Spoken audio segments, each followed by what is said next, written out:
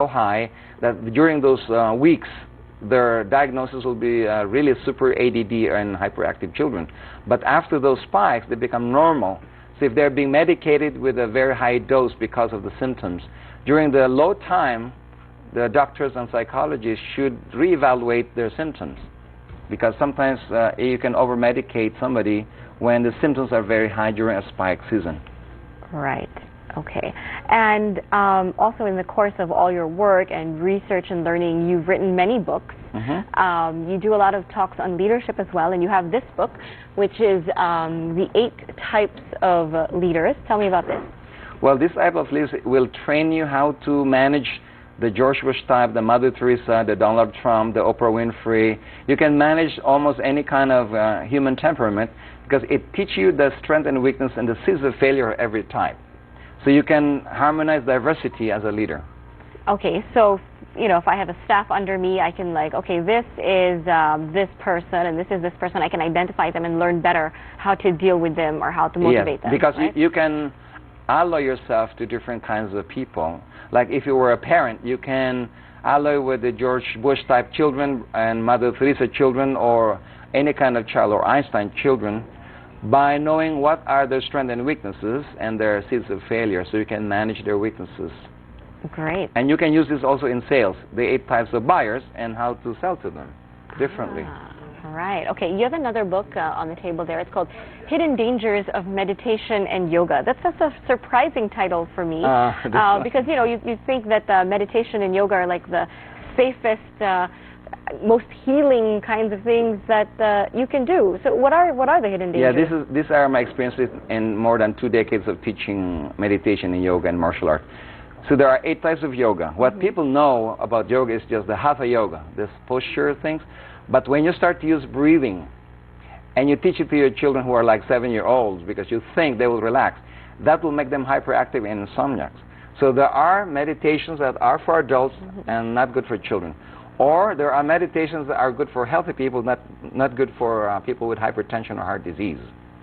So there are many contraindications in certain types of meditations. There are 8 types.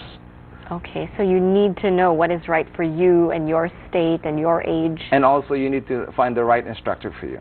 Right. Because it's a mismatch sometimes. Okay. All right, and there's another book we have there on the table, The Inner Powers of by Master Del Pei. What's in this book? Well, Filipinos are really empowered with psychic powers, latent and dormant. But we have not developed them systematically. In this book, I have put my more than 2 decades of experiments and experience with masters of wisdom from different countries and put together a book that is practical and how to develop your clairvoyance, your telepathy, ability to scan even your stock market price. Really? I just taught this in my BLife University in Houston, and I've taught in TV that you can scan decision-making. You can scan your best option, or if you were choosing a boyfriend from 3 choices, okay. They might have the same money, education, and background, but you can choose which is the best alchemy with your energy. You can scan practically many decision-making using this kind of work. Right. So people, even if they're not born naturally clairvoyant, they can learn it. I mean, everybody has that ability. You can learn how to see energy by a systematic approach, or you can just develop your sensitivity to scan people. You can look at people and know if they are lying or not. You can also sense what they're thinking, like telepathically. Or you can even talk to people who have died so that you will be able to release yourself if you still have a guilt with somebody who died, like your parents or sisters. Okay, well, we're going to get to that because your second seminar is going to be about life after death.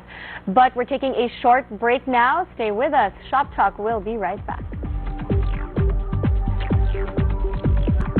Welcome back to Shop Talk. Still with us is modern sage and life mentor Master Del Pei, who will be holding a seminar on the 7 cycles of life on Saturday, April 28th, and another one called Life After Death on Sunday. That's April 29th at the Jollibee Plaza in Ortigas.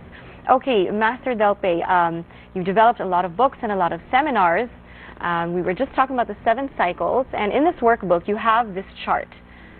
Explain to me what is happening here and how I can use this. Well, you can plot your birthday. Say your birthday is July 1st. You can plot just a slide rule or a ruler, and you can determine your 7 cycles in just 1 minute. Once you know your 7 cycles, you can position your best decision making and under the most auspicious time for the year. If you can plan your life for the year and make the better decisions ahead, you'll not be surprised with wrong decisions in the wrong time. All right, okay, so for example, my birthday is on June 4th, right? Okay, June 4th. You don't need the year, right? No. No, okay. All right. But there's a soul cycle which your year of age will determine your purpose for the year. Ah, I see. Okay, but just for the generic type of research or June. So I'm June 4. I'm down there. June 4, so your most powerful time is June 4 to 26. You tend to be the boss during that time.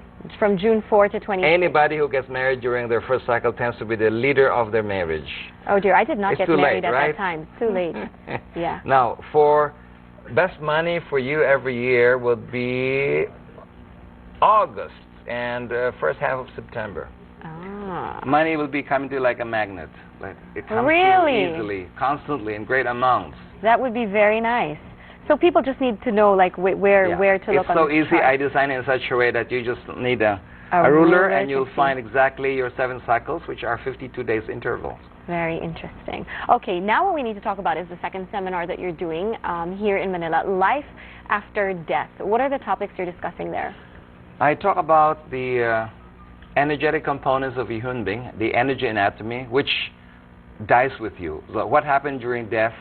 It's people are scared about death, but if you understand death, you can even release your relatives to die very peacefully rather than holding them to become earthbound. I also talk about how would a baby come in through incarnation. When does the soul arrive in the baby? When is true abortion happening? When does the mind of the baby arrive, and how many months would you nurture the baby in terms of mental development, emotional or physical development during the pregnancy period? Right. It's a very healthy approach of thinking. Okay. And most people, most women don't realize how important the gestational period is and how much that forms the child, right? Yeah. Yeah, so it's very When you develop the child's physical energy, 0 to 4 months during pregnancy is very strong.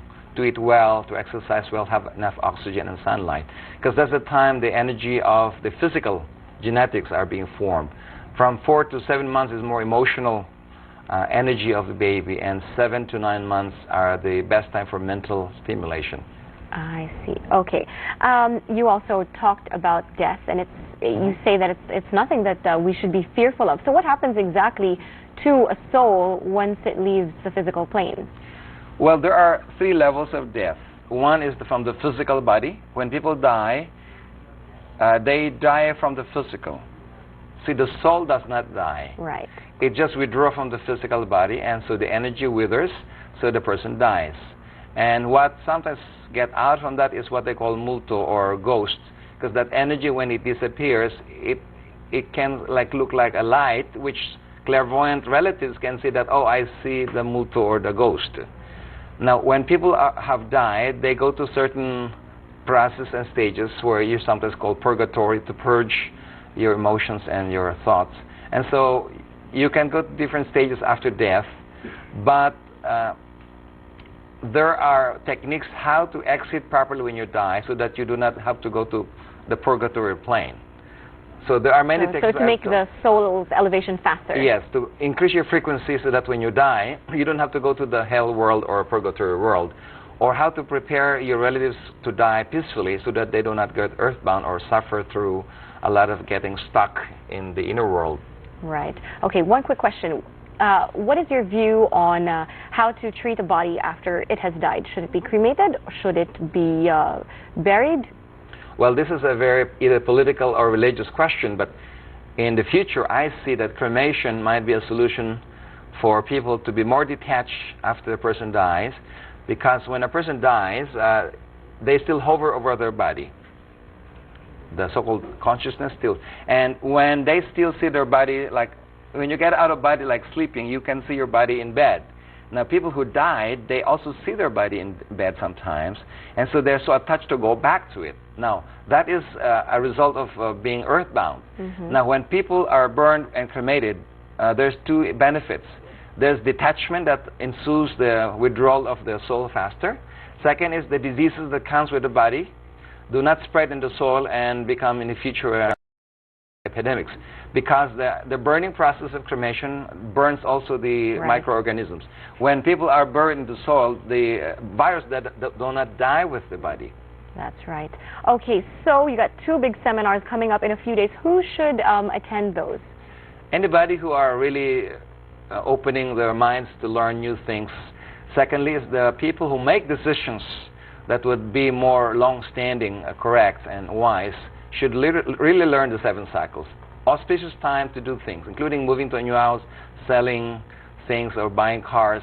And also the life cycles are very important tools for decision-making, for executives, for parents, even for choosing careers for children. Right. Wonderful. Master Del Pe, it's been a pleasure having you here on the show today. I'm so glad that I have talked about this to our co-Filipinos and kababayans. Thank you. And thanks to you guys for watching Shop Talk. I'm Ria Trillo. Please follow ANC Shop Talk on Twitter and be a fan of ANC Shop Talk on Facebook. Join us again tomorrow as we talk about business opportunities from the real estate boom. Enjoy the rest of your day.